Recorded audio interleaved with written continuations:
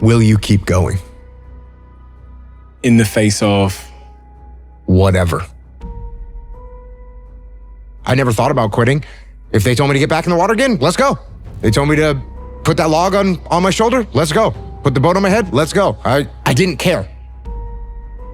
I wasn't the fastest, I wasn't the strongest, I wasn't the smartest, but I did know that I could work hard. I had to work hard. You're gonna struggle. You're gonna go through some hardship. You're gonna sweat, you're gonna choke, you're gonna get your arm broken. Like, these things are gonna happen.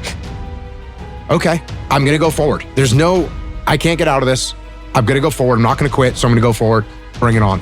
And I think if there's anything that you learn, it's to keep pushing through things that suck.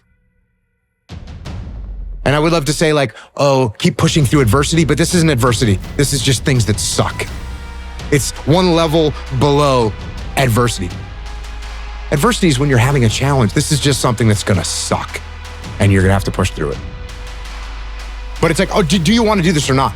Which is what I think a lot of it boils down to. Do you actually want to do this or not? But the vast majority of people, they quit, but they don't usually say that. And even in their mind, they probably don't believe it. They probably believe, well, it was my leg, and once my leg was hurting, I knew I was gonna have a hard time on the runs, so I wasn't gonna be able to make the runs. That's why I quit. But it wasn't really quitting, it was because of my leg. You're talking there about people making excuses. What have you come to learn about the nature of excuses?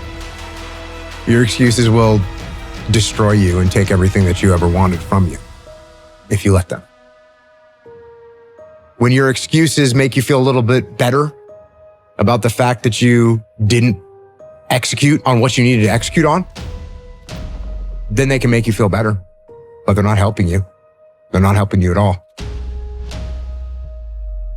When the excuses all go away and people can actually confront the fact that this is all because of me, it hurts, but is also unbelievably empowering, because if these problems are because of me, then I'm capable of fixing these problems. I was a little kid. I wanted to be some kind of soldier. I wanted to be some kind of commando. So I collected little plastic soldiers. I had different military units. And one of the historical military units that I had was the British Commandos. And so I had these tiny figurines, and they had machine guns, and they had kayaks, and they had little inflatable boats. And I thought to myself, that's what I want to do. And then when I was probably around 12 or 13, I realized you actually could do that. You could actually get the job of being a commando. And the closest thing that I found was being in the Navy and being in the SEAL teams. I have to ask a very dumb question here, which is, what is a Navy SEAL? So a Navy SEAL is a part of the Navy, but you're the special operations component of the Navy. The percentage of people that make it through SEAL training is about 20%. People that are under the age of 20, it goes down to about 5%. So yeah, I was one of those like small percentage of people that are very young but still make it through. Well, they call the one of the weeks Hell Week, don't they? Mm-hmm. So they try and simulate hell. Yeah, they try and simulate hell. It's about 5.5 days, no sleep, lots of physical activity, lots of stress, lots of pain, and lots of people quit. I would say most of the people that quit, it's probably 80% of the quitters quit in that week. And it breaks people. The other thing is, you might be an exceptional swimmer and you might be exceptional upper body strength, but you're not that fast of a runner. They're gonna find that out.